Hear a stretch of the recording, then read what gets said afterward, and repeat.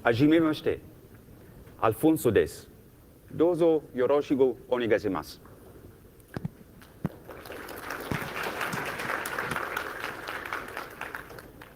Good afternoon, everybody. Thank you for the opportunity to speak with you today. It's a great honor to have the privilege to address the esteemed Code Blue audience.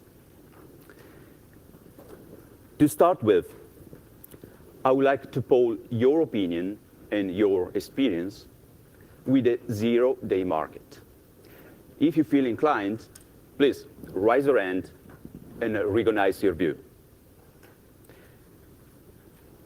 How many of you ever stories of people or organizations who go burned in trading vulnerability information or zero-day exploits? Anyone? And how many of you ever stories of betrayal, defection, or extortion in this secretive market? And how many of you expect to face any of these obstacles in the future? I do. Well, this next talk deals with such situations. And for those of you who never heard such stories, and for everyone else too, I have one to share. Jonathan Stewart has a freelance job, a family, and lives in a Phoenix suburb featuring stucco houses and manicure lawns. Back in 2013, after spending one of his workdays in Redmond, Jonathan was poking around on his own when he stumbled into a vulnerability in iOS 7. Jonathan, whose security career is old enough to remember when his colleagues were paid zilch, nothing, or offer a tiny token for finding vulnerabilities and writing exploit for them, tells about his discovery to a few friends because he knows he can make some extra cash from his work, and he already did so in the past. Meet Tai. Tai is a vulnerability broker who heard about the Jonathan discovery from another hacker named Geot, and who is in touch with some businessmen in China. The plan is to take the Jonathan discovery, let Geot write an exploit for it, and sell this as a package deal to the Chinese businessman. Meanwhile, another group of hackers, called the Evaders, heard about the same vulnerability and cut $1 million deal with a different group of Chinese businessmen. A Jonathan friend got in touch with them in the hope they could all work together. And you know what?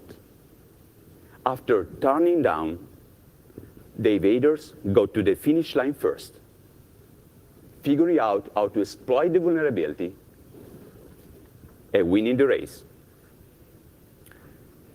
Jonathan never thought that one of his friends would turn on him to sell him out.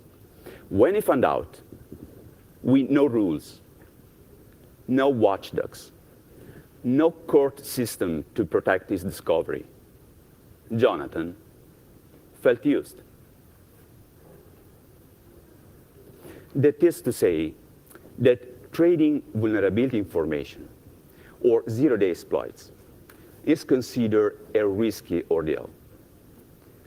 Players in the secretive zero-day market face some inherent obstacles related to the time sensitiveness of trade commodities, trust, price fairness, and possibility of defection. Or to put it succinctly, this is an hairy business. To begin with, vulnerability information is a time-sensitive commodity. バルナラビリティに関する情報というのは非常に鮮度が重要なものです。このゼロデイのエクスプロイトというのは価値があるのはまだ広く知られていない時だけしか存在しません。もうすぐにそれが開いてしまいますと、It is disclosed or a remediation is released. Therefore, transactions should close in a short time and with the required discretion, or every day can be the last day for a no-day sale. Yet, in this market, with no centralized way to locate these players, finding buyers and sellers can be time-consuming. It may require market participants to have deals with individuals they are not familiar with, and what true intentions are hard to verify. Furthermore, even if buyers and sellers manage to find each other with ease, negotiating a fair price is often challenging due to a lack of transparency. Factors like the adoption levels of the vulnerable component, the presence within a given attack surface, the level of authentication required to exploit the vulnerability, the difficulty of independent rediscovery, the exploit reliability, and other factors all have an impact on the market price. But these factors are difficult to measure.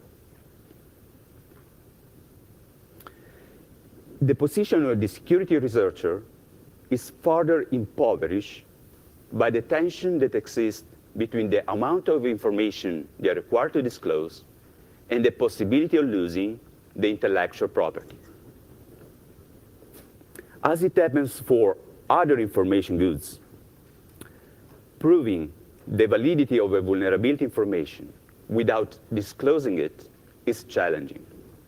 There are essentially two possible approaches: reveal or demonstrate, and they're both undesirable. If the seller reveals the information beforehand, the possibility exists for the buyer to exploit it without paying for it. And vice versa. The seller might run away with the money if the buyer pays it in advance. Demonstrating the validity of a vulnerability via an exploit is not any better. Whoever has full control over the computing environment has an edge over the other party. If the demonstration is to be carried out on the seller devices, it becomes possible for the seller to tamper with it, leaving the buyer in the position to be unable to verify its integrity. On the other hand, if the demonstration is to be carried out on the buyer equipment, the buyer may record the working exploit and to steal it. Even worse, any vulnerability claim can be insured. Upon learning about a vulnerability from the seller, the other party might claim the same vulnerability as his own and exploit it. As many of these deals are international and unregulated, it becomes hard to enforce the potential contracts. Finally, the seller might be interested to grant exclusive rights to the buyer in order to receive the largest payoff. But the seller may defect and sell the same intellectual property to other buyers. This time are the buyers to lack the means to protect themselves. Of course, contracts may include language that force the seller to return the fund, to return the money, if the same not honor the contractual obligation, but in the zero-day market. The difficulty to identify sellers, to attribute multiple transactions to the same supplier, and to enforce contracts helps the seller willing to betray. These are obstacles that traditional business do not have to face. In order to alleviate some of these hurdles, it was suggested to use punishment to discourage the buyer from defecting, where punishment can be understood as the public disclosure of vulnerabilities. Resort to the use of trusted third parties as crucial entities for enabling the cooperation market participants, an example which is cross-service, or build a reputation system, for instance, a reputation score, as an instrument to establish trust relationship between distrustful players. Today, I will tell you about the first results on an ongoing study about extortion and cooperation in the zero-day market through the lens of game theory. Now, theory is boring, you might say. And precisely because it's boring, I went through this so you don't have to. The questions motivating this research are, can the zero-day market achieve cooperation and efficiency even in absence of trusted third parties? Can punishment discourage the buyer from defecting? Under which conditions the player can extort the opponent? Can cooperation be sustained also in fully anonymous settings? And what about semi-anonymous economies? This talk will address these questions and others by providing trading strategies applicable to each scenario. Now, why I'm interested in all of this, and why you may be interested as well. I work at the intersection of software security and security software, exploring and try to contain the space of unanticipated state. The choice of my career was dictated by dream. I dreamed that software manufacturers have the incentive to build security into their products. I dreamed that users have the instruments to hedge against the information security risks they are exposed to. I dreamed that vulnerability researchers have efficient means to capitalize on effort in their security analysis. I essentially dreamed that information symmetry is finally established between buyers and sellers in the security market. But that's just me. I'm a dreamer. The reality is that current economic, regulatory, and legal incentives are misaligned, distort, or ineffectual. What we observe today is what economists call a market failure. And a market failure is about the inability to self-correct. Software manufacturers will not forgo market shares. Software users will not forgo features. They translate in greater complexity, in a greater attack surface. And attackers will not forgo attacking tens of millions of vulnerable systems. How to invert this market? How do we change? I'm on the record for founding BWise, the first information security prediction market. This was my contribution towards establishing the required incentives. While I didn't succeed so far, there is still hope in me that we can improve our global security posture. And in order to understand the market forces behind the zero-day market and the needs for our community, I turn my attention to the dynamics of this economy. Understanding the emergence, sustainability, and breakdown of cooperation in the zero-day market is increasingly important. As our society grows more interconnected, it becomes more interdependent within itself. And the more interdependence, the greater, the larger the dynamic range of possible failures. Hence, it comes as no surprise that vulnerability information is key to both offensive and defensive purposes. Zero-day exploits are gaining a prominent role in national security, modern-day intelligence, and law enforcement operations. So, nation-state actors are buying vulnerabilities. Security scholars propose the law enforcement and intelligence community to use zero-day hacking as an alternative means to address their need to access communications, only later to find out that those communities are already knowledgeable about this craft. They don't need to be lectured about that, should they? And the underground community, as well as the information security, defense, and surveillance industries happily respond. That is to say that this work finds application in a number of markets for vulnerability information and zero-day exploits. They range from over-the-counter zero-day trading to boutique exploit providers offering zero-day exploits and vulnerabilities for a subscription fee, to service models for vulnerability research.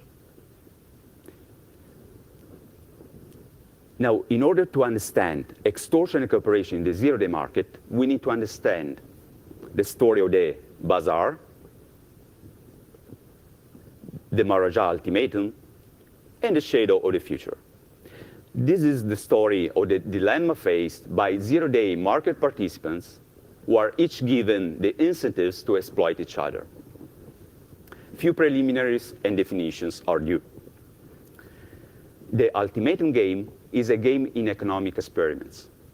A first player, the proposer, receives a sum of money and proposes how to divide the sum between himself and another player. A second player, the responder, chooses to either accept or reject the proposal. If he accepts, the money is split according to the proposal. If he rejects, neither player receives any money.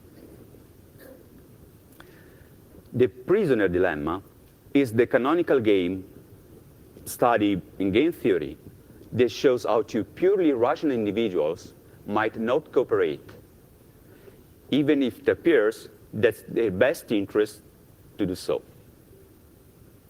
In the prisoner dilemma, two prisoners commit a crime. If they both do not confess, they get a low punishment.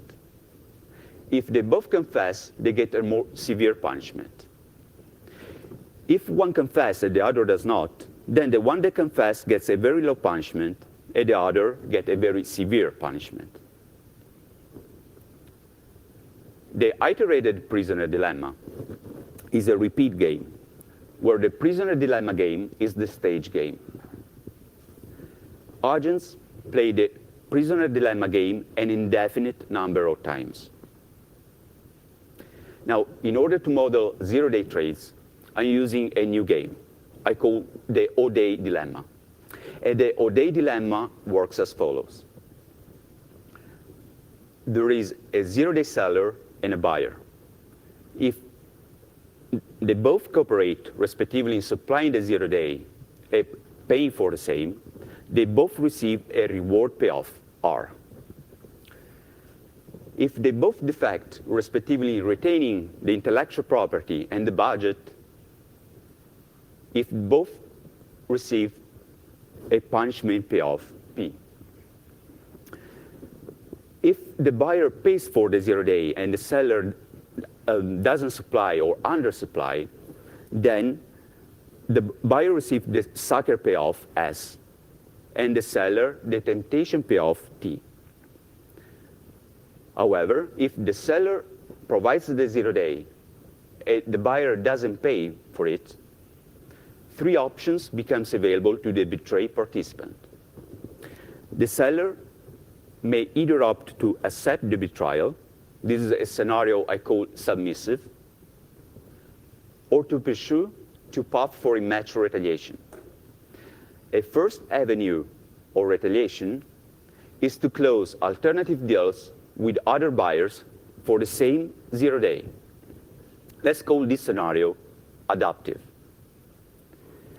A second avenue of retaliation, resembling the doctrine of mutually assured destruction, is to publish the 0 day and negate its value to the exploiter, minimizing the window opportunity associated with exploitable vulnerability. I call this scenario MAD, or MAD. Both in-match retaliation approach work as long as the vulnerability is fresh. And the following relation holds between the payoff. The temptation payoff is strictly greater than the reward payoff.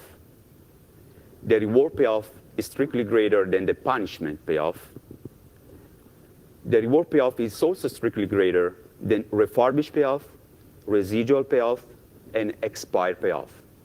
Finally, the punishment payoff is strictly greater than the sucker payoff. Few remarks. In the submissive scenario, traders are playing the standard prisoner dilemma. The relationship R greater than P implies that mutual cooperation is superior to mutual defection.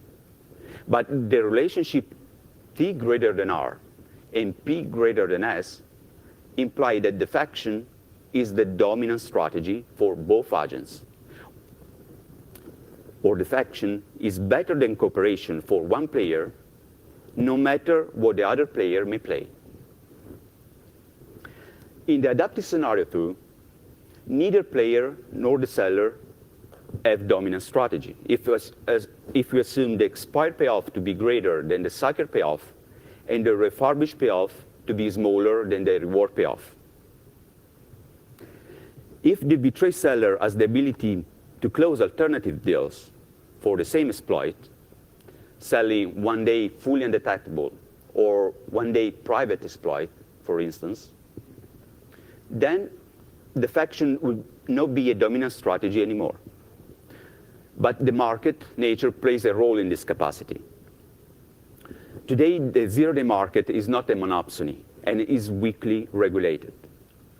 But starting from the implementation of the Wassenaar arrangement, new laws and regulation may emerge in this space, and this will have an impact on market liquidity. The MAD scenario is a variant of the standard prisoner dilemma, where the seller has the ability to negate the buyer the temptation to defect. He does so by making sure the temptation payoff approach the punishment payoff. Hence, defection is not a dominant strategy for the buyer. Now, if factors such as the market liquidity, export trade regulations, mean time to close a deal, prevent the adaptive retaliation approach from being undertaken, then the seller should consider disclosing publicly the exploit or the vulnerability. By doing so, she will not make herself worse off. She was going to get the sucker payoff anyway.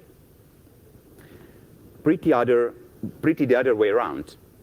She will reduce the buyer incentives to defect on the first place.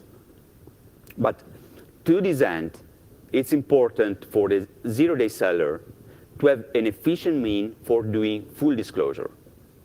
I say full disclosure not for the sake of bragging rights anymore, but for modern-day brinkmanship. In fact, as faster the disclosure of the vulnerability, as shorter the window opportunity to the exploiter and the smaller the residual payoff. Now, since July 2002, the full disclosure list experienced a fair share of legal troubles along the way. And in a market that will likely witness more laws or regulations, posting on a mailing list may translate in an OPSEC failure if the anonymity of the submitter is not protected. All of which is to say that I would not be surprised to learn about a no-day disclosure platform. Researcher could use it for doing full disclosure.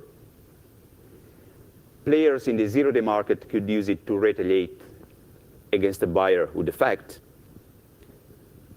Insiders would turn to it to expose the secretive trade in intrusion and surveillance technologies. Dub it Whistle Day or Zero Leaks, if you like. It's worth to note that as long as the seller doesn't play in the submissive scenario, the buyer is not better off defecting.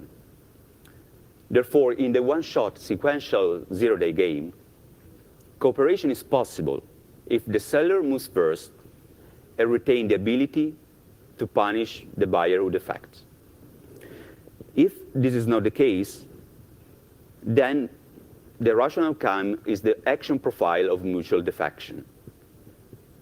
The dilemma then is that mutual cooperation yields a better outcome than mutual defection, but is not the rational outcome, because the choice to cooperate at the individual level is not rational from a self-interest point of view. Therefore, I want to ask you, if no form of punishment can be undertaken by the seller, can the cooperative outcome still be sustained as an equilibrium? The iterated O-Day dilemma is a repeat game, where the O-Day dilemma is the stage game. Agents play the O-Day dilemma game an indefinite number of times. Now, whenever the submissive scenario applies, the iterated O-Day dilemma reduced to the iterated prisoner dilemma.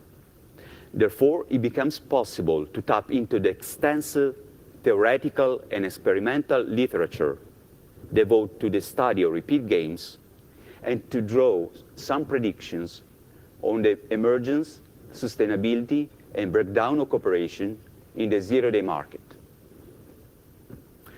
I ask you to consider three major settings. The anonymous setting, where traders know the identity of the party they are dealing with. The anonymous setting, where trades takes place among strangers. And the semi-anonymous setting, where either the buyer or the seller is anonymous. Since the Robert Oman work, published in 1959, it has been well known that in the anonymous setting, two rational individuals facing each other an indefinite number of times can sustain the cooperative outcome. More recently, William Press and Freeman Dyson changed the viewpoint in this game, illustrating the power granted to a sentient player, or a player with a theory of mind. A theory of mind is a poetic way to say that the player realized that her behavior can have an influence on the opponent's strategies. Press and Dyson introduced a new class of strategies called zero-determinant strategies, able to enforce a linear relationship between the two players' scores. Zero-determinant strategies have far-reaching consequences on zero-day traders. If one trader is aware of zero-determinant strategies, but the opponent is an evolutionary player, then the former can choose to extort the latter. A player is said to be evolutionary if she possesses no theory of mind and simply seek to adjust her strategy to maximize her own score in response to whatever the adversary is doing. extortion strategies grant a disproportionate number of high payoff to the extortionist to the expense of the victim. But it's the victim's best interest to cooperate with the extortionist because she's able to increase her score by doing so. But in so doing, she will end up increasing the extortionist score even more than her own. Now, the victim will never catch up to the extortionist, and she will accede to her because it pays her to do so. Here, we have an example for an extortionist strategy, granting to the player X 3 times the share of payoff above punishment than those rewarded to the opponent Y. But how does it work in practice? In practice, if we assume the reward, temptation, punishment, and sucker payoff to be respectively equal to 3, 5, 1, and 0, now, and if we assume I was an extortionist player, and you were an evolutionary one, I could have played this game with you. If we both cooperate last time, then I cooperate with probability 11/13. If I cheated on you last time, I cooperate with probability 7/26. If you cheated on me last time, I cooperate again with probability 1/2. And if we both defect, I will defect. In this way, on average, on the long run, my score -1 will be twice your score -1. I refer you to their paper for the details. Press and Dyson also show that if both players are sentient and only one is knowledgeable about zero determinant strategies, then the iterated prisoner dilemma reduced to the ultimatum game. Let's suppose both players are sentient, but only the buyer is knowledgeable about zero determinant strategies. Therefore, the buyer may decide to extort the seller. But the seller will eventually notice that something is amiss, because whenever she tries to improve her score, she ends up improving the buyer's score even more than her own. Having a theory in mind, the seller may eventually decide to sabotage the score of both. If she does so, the iterated prisoner dilemma reduced to the ultimatum game, with the buyer proposing an unfair ultimatum and the seller responding by either accepting or rejecting the proposal. Finally, Press and Dyson show that if both players are sentient and knowledgeable about zero determinant strategies, then they can agree on playing what they call a generous zero determinant strategies. In fact, any tentative to extort the opponent will result in low payoff for both.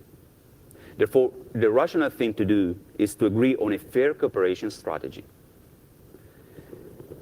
And they can do so by unilaterally setting the opponent's strategies payoff on agreed upon value, possibly the maximum possible. Whenever they do so, neither player can improve their score by violating the strategy, and each is punished for any purely malicious violation. Similarly to what we saw for the extortionist strategy, here we have a generous strategy, granting to the player X 2 times the payoff above reward than those awarded to the opponent Y. In practice, if we assume the same payoff as we did before, 2 players knowledgeable about zero determinant strategies could follow these rules. If they both cooperate last time, then they will keep cooperating. If the player X cheated on Y last time, then X cooperate with probability 8/10. If Y cheated on X last time, then X cooperates again with probability 3/10. And if they both defect, X will cooperate, but with probability 2 over 10. On average, on the long run, the score of X minus 3 will be twice the score of Y minus 3. But all the results cited so far applies only when the market participants have the ability to identify each other.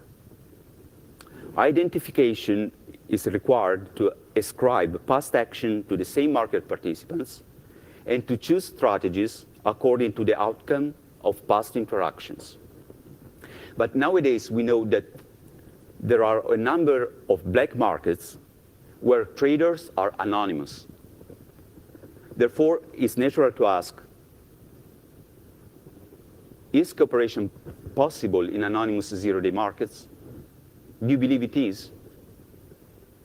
If yes, which institution for monitoring and enforcement promote cooperation in this setting?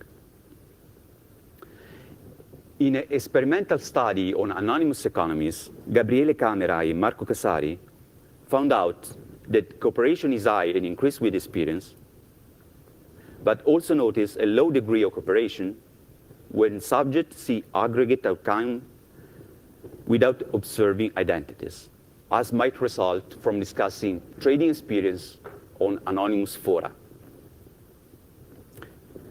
More interestingly, they observed that a costly personal punishment significantly promotes cooperation.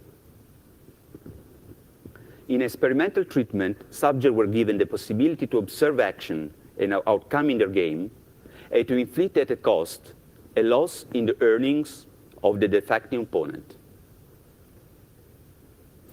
Camera and Casari did so by adding a second stage to the one-shot game. And this second stage is a retaliation stage, resembling in full the adaptive and the med scenarios in the O'Day dilemma.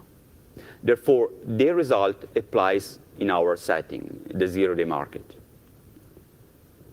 In the same treatment, players who observed the opponent defect sometimes employed personal punishment, which is to say in match retaliation, when staying in cooperative mode in the following period.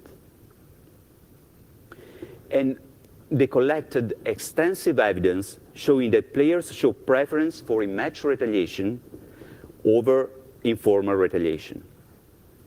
And this form of punishment was found to be also efficient. In fact, defectors who had been punished by a cooperator were more likely to cooperate in the following periods. Therefore, personal punishment can be understood as a public good. On the one hand, it significantly increased cooperation. On the other, the subjects that benefit the most are cooperators who punish little or not at all. Now, for the sake of completeness, let's turn our attention to semi-anonymous zero-day markets. This is a trading scenario documented by last summer hacking team leaks.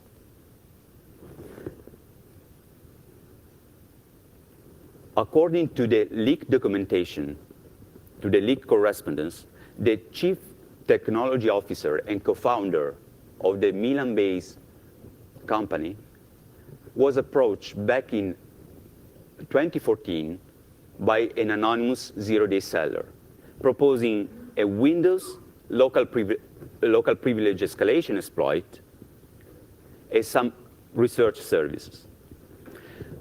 Called upon the chief technology officer for an opinion, the chief operation officer recommended against closing any deals with anonymous individuals, and reaffirmed that accreditation is of essence. Therefore, I want to ask you, was the chief operation officer intuition correct? Can hacking team trust anonymous or their sellers? If you were in the place, would you have trust an anonymous seller with supplying O'Day? My answer to these questions are a corollary to the analysis above. Essentially, if one party is anonymous, the anonymous counterpart has no ability to know if she already had any deals with the same participant. Therefore, the latter can benefit from being sentient and is forced to choose a strategist as an evolutionary player would do. This means that the anonymous party, if the anonymous party is knowledgeable about zero-determinant strategies, can choose to extort the opponent. And this is terribly interesting because it shows that while cooperation can emerge in fully anonymous economies, extortion can proliferate in semi-anonymous markets. All of which is to say that the intuition by the chief operation officer in Hacking Team was quite correct. Therefore, today I have some good news, a cautionary note, and some recommendation to ODA traders. These are the key takeaways I would like to leave you with today. So please bear with me 1 minute longer. To sum up, the zero-day market can achieve cooperation even in absence of trusted third parties, even in absence of escrow service. Cooperation can be sustained even when traders are anonymous. That's remarkable. And punishment is an effective instrument to discourage traders from defecting. But be careful, because it's possible to get extorted. If the adversary knows about zero-day strategies, and we simply seek to adjust our strategy to maximize our own profit. Therefore, my recommendation, my 6 recommendations to ODA traders are the following. First, do not deal with anonymous traders if you cannot ensure your own anonymity. Second, discourage defection by practicing brinkmanship or casting the shadow of the future in every decision of your counterpart.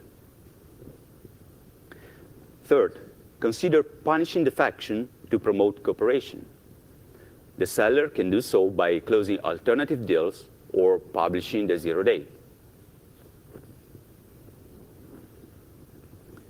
Fourth, let the seller supply the vulnerability first if interested in one-time deal. Fifth, learn about zero-determinant strategies if playing in an anonymous market, of course. And sixth, forever defect if you see defection while playing in an anonymous market and have no ability to punish the opponent. And that's pretty much it as far as theory goes. In order to put this recommendation on firmer scientific grounds, experimental verification need to be carried out. So if interested, please be in touch. Before wrapping up, I have one last remark to make. And I would like to close with Vincent van Gogh, who once said, "Though I am often in the depth of misery, there is still calmness, pure harmony, a music inside me." Now, if you, like me, believe that insecurity or the presence of unmitigatable surprises is the misery of our time, if you, like me, believe that insecurity is the misery of our time, and at the same time, you, like me, are also sanguine about our ability to attain better security trade-off and to give to our children the chance to reach confidence in the process to which they will entrust their business, then we can paraphrase Vincent van Gogh and say that though we are often in the depth of insecurity, there is still calmness, pure harmony, a music inside us. Thank you.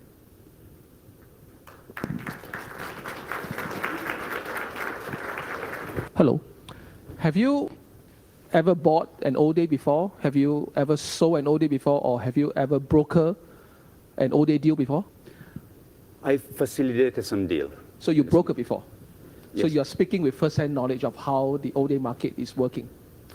I had some first-hand experience with this. That's quite correct. But my experience can be partial because, anyway, very limited.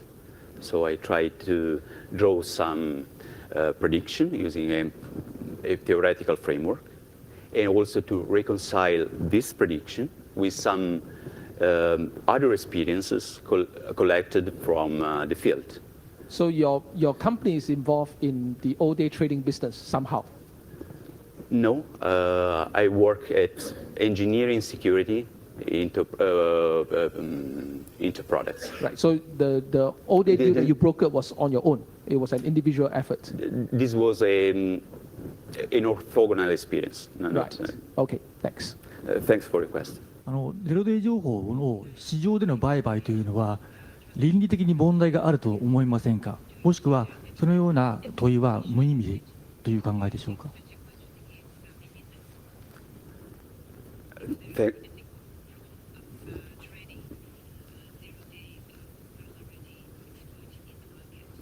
Thanks for your question. Definitely there is an ethical question, and it's far from being meaningless. However, I believe there are different different sensibilities towards ethical issues. I believe that while ethical issues need to be discussed more openly and widely, at the same time we need to address and align the security incentives into this market. Because as long as there will be some markets outbidding other vulnerability purchasing programs like bug bounty programs, there will be a sizable section, a sizable part of our community selling their vulnerability information, the zero-day exploits, for profit. So in order to let some dynamics, some phenomenon emerge, we need to make sure to not only to address ethical issues, and who am I to provide a satisfactory solution to this, but to align also the economics of the information security market. So right now I'm studying all of this in order to focus more specifically on the economics, leaving the ethical issues to other entities in our industry. 大変興味深いプレゼンテーションありがとうございました。今回ちょっと理論の話でしたけど、実際ブラックマーケットって存在するので、その理論とそのブラックマーケットがどれぐらい一致しているかっていうようなところの検証とかはされてるんでしょうか。This is a very good question, a relevant question. I try to reconcile the theoretical prediction with some first-hand experience. Unfortunately, the data set of public experience is pretty narrow. So in my presentation, I name a few. The Charlie Miller experience documented in the workshop on the economics of information security in 2007, the Jonathan Stewart race to exploit iOS 7, and also the hacking team experience with the anonymous zero-day seller. And all these experiences are consistent with the theoretical predictions. And I also had some exposure in private to some further trades that reflects also this prediction. But I mean, the data set is anyway so small that I cannot tell, cannot say that everything fulfill my model. It's a model, so it can be somewhat right, but can be can have also some pitfalls and some limitations.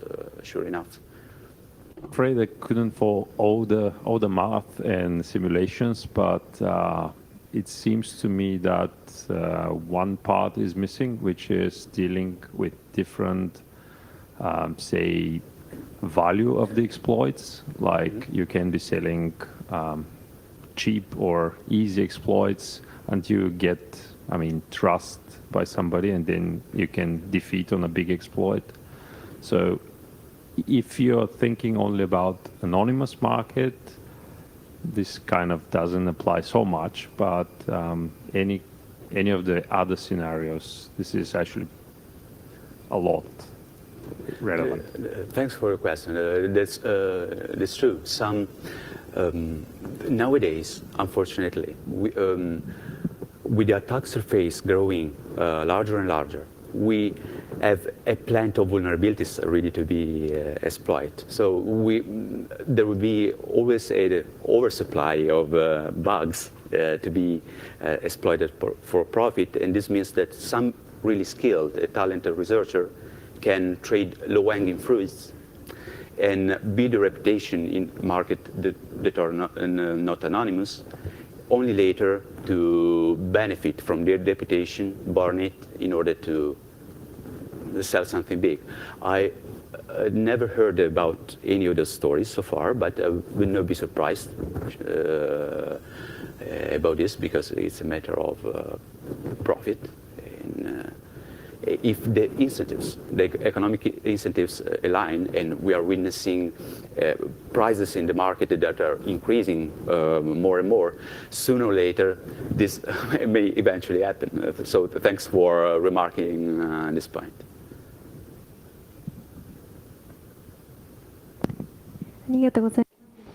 Okay, thank you very much.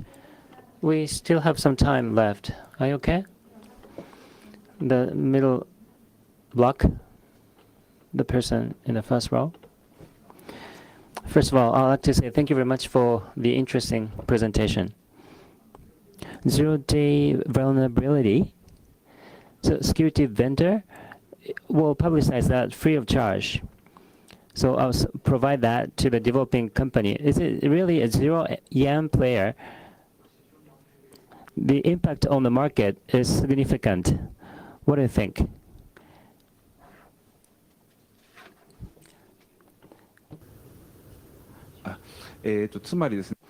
Well, my point is that in some of the players in the marketplace, there are some, if they identify the vulnerability and they give it for free of charge. So I'm sure information value decreases if they do that, if they provide that free of charge. So I'm sure there's some impact on this kind of zero-day market. How do you analyze that? Thanks for your question.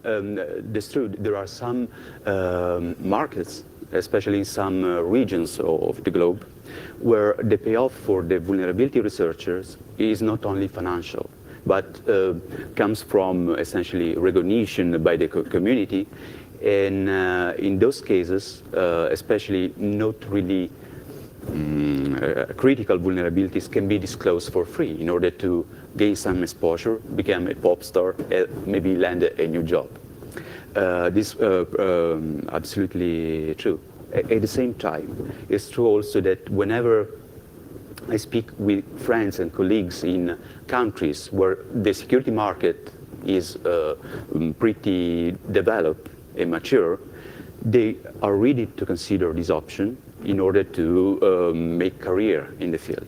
But when I speak with other friends from countries where the industry is not so well developed and where the opportunities to land new job is not so high, they go after the financial reward. They go after first after the financial payoff. So that's true, and what you say, and is also fortunate because whenever this applies, we can run other vulnerability markets, such as bug bounty programs, in order to invite the security researcher to disclose vulnerabilities. But sometimes vulnerability purchasing programs, bug bounty programs, are outbid by the zero-day market, and there is a sizable part of our community trading with those entities, those actors. We should align the incentives in order to make sure that more vulnerabilities get disclosed, reported, and fixed in a timely way. ですね、市場が非常に大きくなった場合、例えば影響力の大きい会社、iPhone の発売日とかですね、マイクロソフトとかに影響するような大きなバグが、取引や情報が流れた場合に、株価の操作、要はインサイダーとかですね、風雪のルフといった形で、他の株式取引市場に大きな影響を与えるということが出てくると、そうなると日本も含めて、ワールドワイドで証券取引市場において、非常に重い処罰が出るということが、将来的に考えられると思うのですけれども、今のところそういった事態はまだ起きていないと思うんですけれども、どれぐらいでそういったことは起きるのか、あるいは起きないのかといったところはどういうふうにお考えでしょうか。This is very interesting. Intuitively, I always was inclined to believe that security incidents or different variety can have an impact, financial impact on companies that are traded publicly. However, I was surprised and was forced to reconsider my position by the recent experience in the security market where some data breaches were reported according to some national laws, for instance, in the United States, where you need to report any breach to the authorities. And the market price of those companies, let's say Target, for instance, was local impact in the first day, but it's true also that at the same time recover quickly and regain its position right after. So nowadays, at the end of the day, I'm not really persuaded that security incidents are highly considered by investors, especially if they're not able to make a significant dent into the financials of the companies in the long run.